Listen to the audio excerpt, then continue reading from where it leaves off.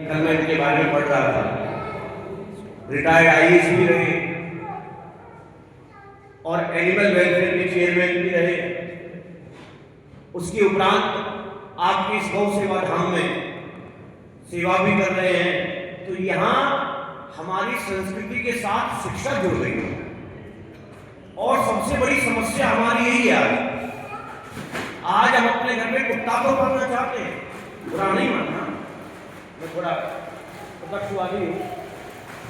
हम अपने घर में कुत्ते को तो पालना चाहते हैं, उसको घुमाने ले जाएंगे, एक हाथ में उसका मल खाने के लिए पात्र होगा, दूसरे हाथ से उसको लेके घूमते रहेंगे। आइए सोसाइटी से बात कर रहा हूँ। परंतु हम अपने घर में जिस गाय के गोबर में यह बता दिया गया, उस जहां पर गाय के गोबर से चौका लगता है वहां पर सारे विषाणु मर जाते हैं। भोपाल गैस कांड, सबने आपने सुना उसके बारे में, उसके आर्टिकल को आप कभी पढ़ें तो उसमें ऐसा वर्णन आया। भोपाल के पास एक गांव था, इतनी बड़ी त्रासदी जहां हुई, वहां उस गांव में एक घर नित्य प्रति गाय के गोबर से लीपन होता था, लीपा जाता था। इतनी बड़ी त्रासदी में से उस परिवार के बच्चे बच गए। क्यों? क्योंकि उस गाय के गोबर के लेपन का ये प्रभाव रहा, उस विषाक्त गैस का प्रभाव उनके घर में नहीं। और हम इससे बच रहे हैं। हम अपने पूरे घर में मार्बल लगाएं, परंतु 10 बाई 10 का एक कोना ऐसा रखें महाराज जहां मिट्टी हो और हमारे घर में गाय बंधी हो। जिस घर में दरवाजे पर कुत्ता बैठा रहता है वहां के पितृ कभी जल स्वीकार नहीं करते। मेरी बात पूरी जिसको लग रही है समझ काटते हो। आप शिव पुराण को पढ़ें, आप गरुड़ पुराण को पढ़ें, और जिस घर में गाय रहती है वहां से देवता कभी घर से बाहर नहीं जाते। ये गौ माता की प्रधानता है। और हम कह रहे हैं हम दुखी हैं। दुखी नहीं होंगे क्या होंगे? हम दुखी होने का काम तो स्वयं कर रहे हैं। जिस घर में सदियों से गायों की सेवा की परंपरा रही, आज हमने उस परंपरा को समाप्त कर दिया और हम मॉडर्न बन गए और इस कल्चर के साथ इतना बढ़ते चले जा रहे हैं कि हम अपने गाय की सेवा को छोड़ दिया, ब्राह्मणों की सेवा को छोड़ दिया। ये तो बाद का विषय है, परंतु उससे पूर्व हमने अपने माँ बाप की सेवा को भी छोड़ दिया।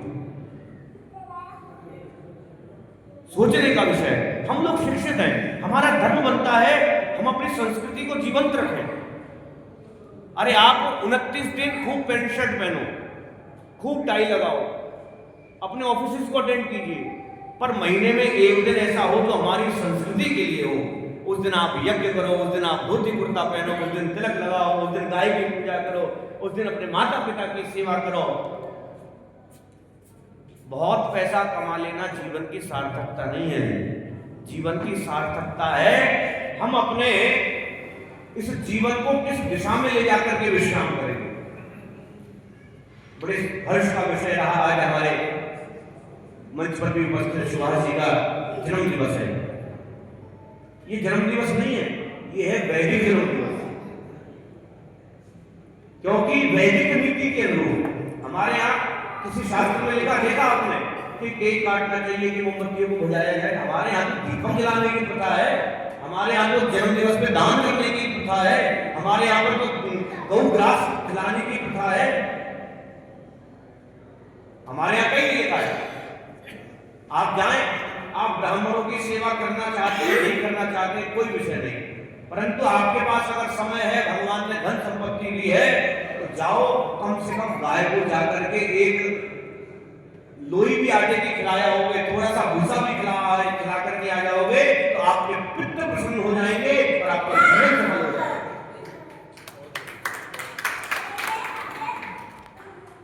हमें विचार करना चाहिए। और दूसरा विचार मेरे मन में एक प्रश्न और है।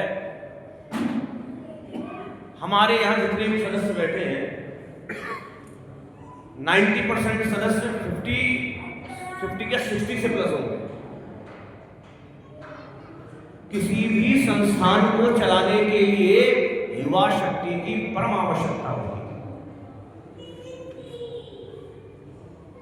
बड़ों का मार्गदर्शन, बड़ों का आशीर्वाद अनिवार्य होता है, परंतु समय सबके साथ है। तो संस्थान को आगे अच्छे रूप में कार्यरत रखने के लिए आपको अपने युवा समाज को प्रेरित करें। अपने हम आयु के जो, उसके बाद जब आप जीवन भर उसके सामने करते रहेंगे तो उसको आदत हो जाएगी उस बच्चे को कि हमारे माता पिता ने भगवत सेवा करी है, हमारे माता पिता ने समाज सेवा करी है, हमारे माता पिता ने संस्कृति की सेवा करी है। लोग बैठे हैं, शिक्षित लोग बैठे हैं, आने वाली पीढ़ी 100 में से 10 बच्चे अगर भगवान का पाठ पूजन कर रहे हैं तो 90 बच्चे उस तरफ जाने को इच्छा भी नहीं रखते, मंदिर भी नहीं जाना चाहते, सेवा की तो बात छोड़ो। तो ये जागृति, ये गौ सेवा कब सफल हो पाएगी? जब हम अपने बच्चों के अंदर गौ सेवा का प्रभाव बता पाए कि गौ सेवा करने से बेटा तुम्हारे जीवन में ऐसा होगा। वशिष्ठ जी के पास जाकर के चरणों में गिर पड़े, रोने लगे, गुरुदेव मेरे कोई संतान नहीं है, मैं क्या करूंगा इस राजपाट से? काम नहीं, गाय बैठे, भोजन कराया, जल पिलाया, चरण छू करके स्पर्श किए तो काम देव का है ना, बोलती जिसके अंदर चराचर जगत विराजमान है, जिसकी उत्पत्ति कहीं वेदों में भगवान के अंग से बताई गई है।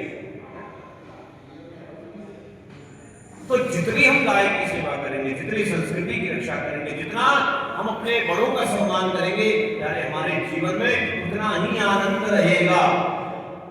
अगर आप आनंद को प्राप्त करना चाहते हैं, अब हम आनंद ढूंढते हैं दुनिया में। ये आनंद दुनिया में ढूंढने का विषय नहीं है, ये आनंद मन का विषय है। किसी को सूर्यास्त होने के बाद मदिरापान में आनंद दिखाई दे रहा है, पर किसी को सूर्यास्त के बाद अपनी माला झोली में आनंद दिखाई दे रहा है। किसी को दूसरे जीवों को काट करके खाने में आनंद आ रहा है, परंतु किसी को मंगलवार के दिन सुंदरकांड के पाठ में आनंद आ रहा है। गोविंद भगवान के बीच में बागेश्वर धाम सरकार के पास जब जा रहे थे, उसी समय हमारे आचार्य जी ने निवेदन किया, क्योंकि हम उसी समय पूर्व मैं आचार्य जी से जुड़ा हूं और मेरा सौभाग्य है इस संस्थान के गणमान्य व्यक्तियों के द्वारा ये निवेदन मुझे प्राप्त हुआ और आने का मुझे सौभाग्य मिला।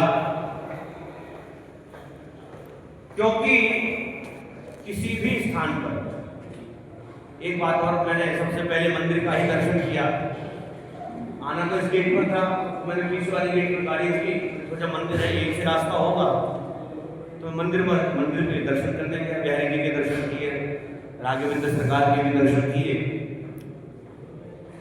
तो जो प्रतिमा है, मैंने आज तक जो प्रतिमाएं दर्शन किए, अभी जो लेटेस्ट में जिनका प्राण प्रतिष्ठा समारोह हुआ है, आप प्रेम मंदिर के दर्शन आपने कभी किए हो? वो जीवंत है, उनको देख करके ऐसा लगता है कि हमसे अभी बात करेंगे। आप इस्कॉन टेम्पल जाएं, वहां की सेवा के प्रभाव से ऐसा लगता है कि प्रत्यक्ष में बोलने वाले। परंतु आज जब मंदिर में प्रवेश किया तो वही भाव, सबसे पहले तो हमारे क्षेत्रों के रक्षक भगवान भोलेनाथ के दर्शन हुए, बड़ा सुंदर मंदिर भगवान भोलेनाथ का। उसके बाद अंदर के जो विग्रह थे, वास्तव में जिस कारीगर ने इनको बनाया है और उसके बाद जिन संतों ने इसकी प्राण प्रतिष्ठा करी है, उनके लिए बहुत बहुत साधुवाद। आप सभी के लिए बहुत बहुत धन्यवाद। मैं व्यक्तिगत रूप से सबसे परिचित तो नहीं हूँ, परंतु हमारे बड़े बड़े समाज सेवी, बड़े बड़े भक्त, गौ भक्त, और इस संस्थान के बारे में एक बात आपने सुनने को मिली, इस नूह मेवात के इलाके में इतनी बड़ी संस्था को चलाना, जिसमें पिछले 1 से 1.5 वर्ष पूर्व इतनी बड़ी घटना हुई कि जहां कावड़ियों के ऊपर गोलियां चला दी गई।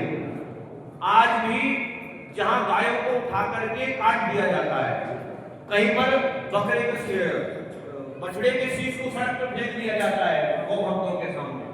ये नूह खून विवाद की स्थिति है, आप इसको मिनी पाकिस्तान समझो, परंतु उस क्षेत्र में आपने एकत्रित होकर के इतने बड़े प्रकल्प को इतने अच्छे ढंग से संचालित किया है, इसके लिए मैं गहराई से कामना करूंगा कि हमारे सेवा केंद्र को उपलब्धियों पर पहुंचाएं और इनके जो प्रकल्प हैं उनको उपलब्धियों पर पहुंचाएं, और इनके जो सेवायत कार्यकर्ता है, संचालक हैं, अध्यक्ष हैं, उपाध्यक्ष हैं और जितने भी सदस्य जुड़े हैं, भगवान बिहारी जी उनके ऊपर अपनी कृपा करें, उनको अपना आशीर्वाद प्रदान करें। आप सभी को बहुत बहुत साधुवाद। जय श्री राम, जय गौ माता, जय जय श्री राधे।